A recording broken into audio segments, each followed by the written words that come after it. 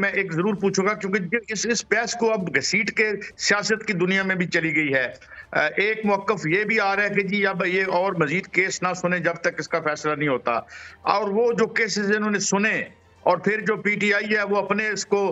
یعنی استعمال کر رہی ہے کہ جی جو فیصلے ہوئے جو خان صاحب کے، کیا ان کو ریلیف مل سکتا ہے اس نئے ڈیولپمنٹ کی شکل میں، اور ان ججز یہ ثابت کیسے کریں گے، یہ بھی سوال اٹھایا جا رہا ہے۔ جی اعتزاز صاحب پلیز کنٹینیو پلیز۔ ثابت کرنے کی تو بات میں بتا رہا ہوں نا، عرض کر رہا ہوں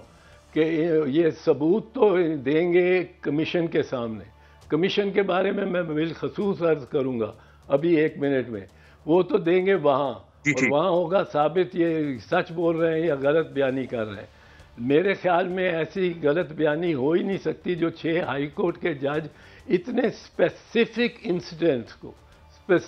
انسیڈنٹس پہ بار بار، ایک بار نہیں، کوئی 3 دفعہ ان رائٹنگ، اور کم از کم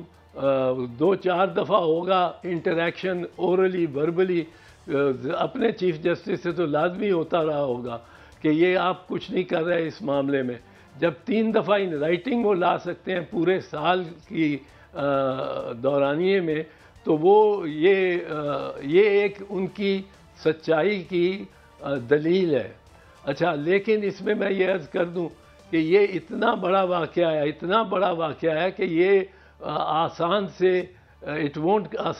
وونٹ کم ٹو ریسٹ۔ یا تو عدلیہ برباد ہو جائے گی، تباہ ہو جائے گی، ختم ہو جائے گی، بالکل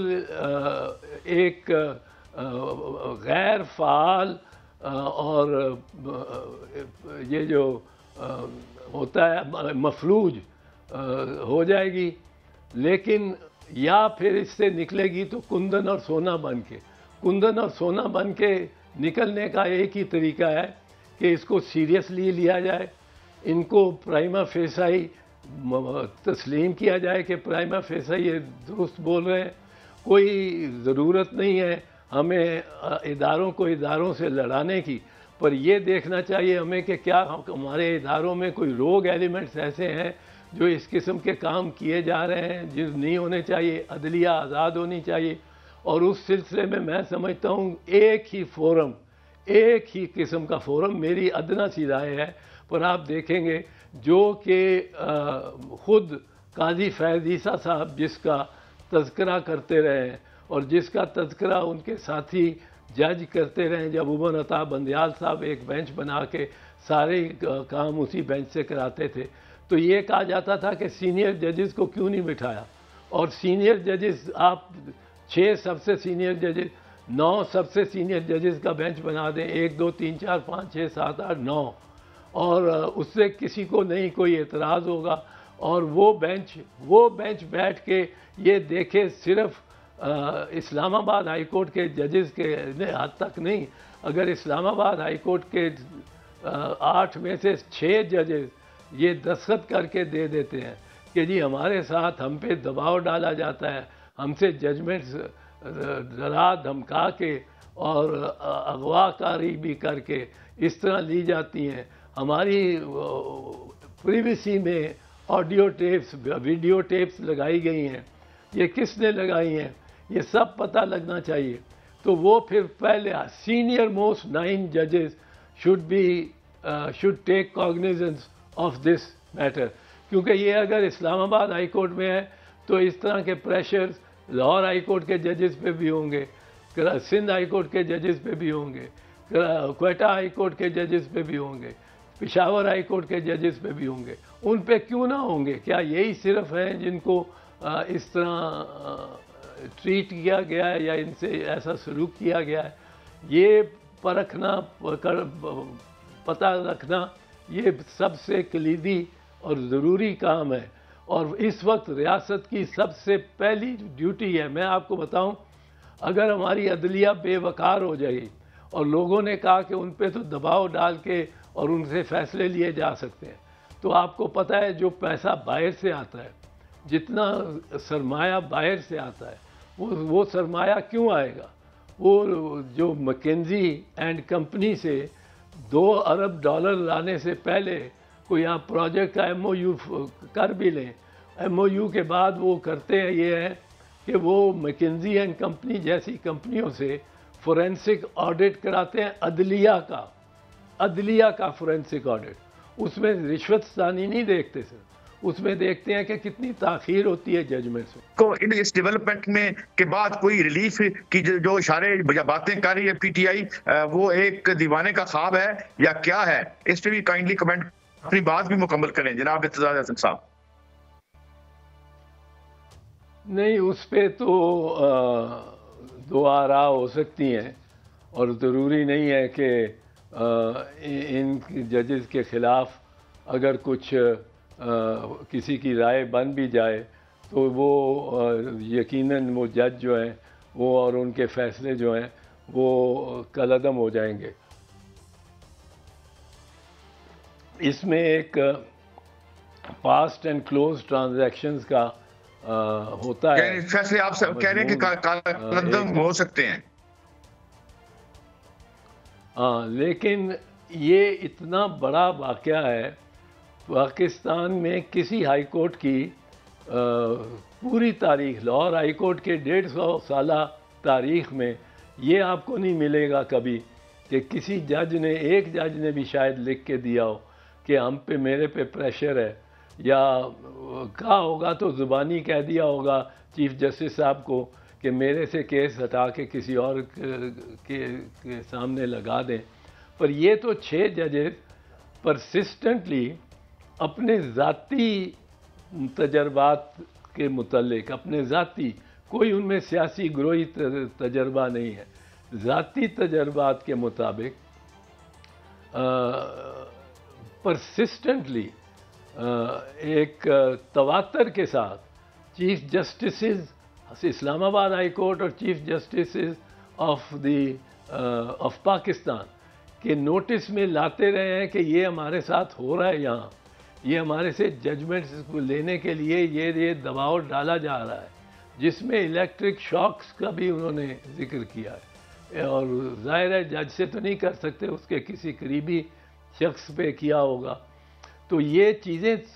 خود پروب کرنے والی ہیں. ان میں خود یہ ججز کا اپنا مفاد اس میں ہے، اپنی پناہ اس میں ہے کہ وہ اس کو ٹیک اپ کریں اور ہائیسٹ لیول پہ ٹیک اپ کریں، اور سینئر 9 ججز بیٹھیں، کوئی ریٹائرڈ جج کو اور ان کو نہ بنائیں. کبھی ایسی کمیشن کا کوئی فائدہ، کوئی رپورٹ نہیں آئی جو کہ ریٹائرڈ ججز اور ریٹائرڈ کو تو پوچھتا ہی کوئی نہیں ہے، وہ تو پرواہ ہی نہیں کرتے. یہ سرونگ ججز ہونے چاہیے. سرونگ ججز فرسٹ 9 ٹاپ 9 ججز آف دی سپریم کورٹ، ان کو ہونا چاہیے. وہ کوئی کسی کی رائے الف ہو، کسی کی بے ہو، کسی کی جیم ہو، کسی کی دال ہو، اس سے غرض نہیں ہے. پر وہ ایک پروپرائٹی ہوگی، ایک اس میں دستور قسم کی کہ ایک دستور ہوگا. اگر آپ بلا کسی کو، بغیر کسی میں کا منتخب کیے، آپ پہلے 9 سینئر موسٹ 9 ججز کو کا بینچ بنا دیتے ہیں. یہ کوئی جج صاحبان بھی اس کو کوئی عام خاص بات نہ سمجھے. یہ نہ سمجھیں کہ یہ ان 6 ججز کے ساتھ ہوا ہے تو میرے ساتھ نہیں ہو سکتا. یہ ہر وقت ہر مرتبہ ہم اسی خیال میں رہتے ہیں جی مینو کون کہہ سکتا ہے، مجھے کون کہے گا. اور یا اگر آپ کو کہے گا تو آپ تو مان ہی جائیں گے، پہلے سے ہی بات ان کی مان جائیں گے. تو انصاف تو نہیں ہوگا آپ کے ہاتھوں. یہ انصاف کا جو سٹرکچر ہے اس ملک میں سارا، وہ اس پر مبنی ہے کہ اس واقعے پر اور اس خط پہ کیا ری ایکشن لیتے ہیں چیف جسٹس قاضی فائز عیسیٰ. اگر تو وہ ٹاپ 9 ججز کا بینچ بنا دیتے ہیں اور ان پہ فیصلہ لاسٹ کوسچن چھوڑتے ہیں. اور وہ آخری سوال، کیا کوئی وکلاء کی طرف سے بھی، وکلاء جو تنظیمیں ہیں ان کی طرف سے بھی کسی رد عمل کا کوئی اندازہ ہے آپ کو یا ہو سکتا ہے؟ اندازہ ہے جی، اندازہ اگر وکلاء نے یہ دیکھا کہ باقی جج صاحبان جو ہیں کراچی والے، سندھ والے، پنجاب والے، بلوچستان والے، خیبر پختونخوا والے اور سپریم کورٹ والے، وہ ان 6 ججز کو کوئی ان میں ذاتی موٹیو اور کوئی اور عذر دے کے ان کو تنہا چھوڑ رہے ہیں، تو پھر وکلاء خود میرا خیال ہے اٹھیں گے. اور وکلاء کی صلاحیت ہی یہ ہے اور خاصیت ہی یہ ہے کہ اگر وہ دیکھیں اس قدر انصاف ہوتا ہوا، اور یہ دیکھیں اس قدر کسی کے ساتھ کسی کو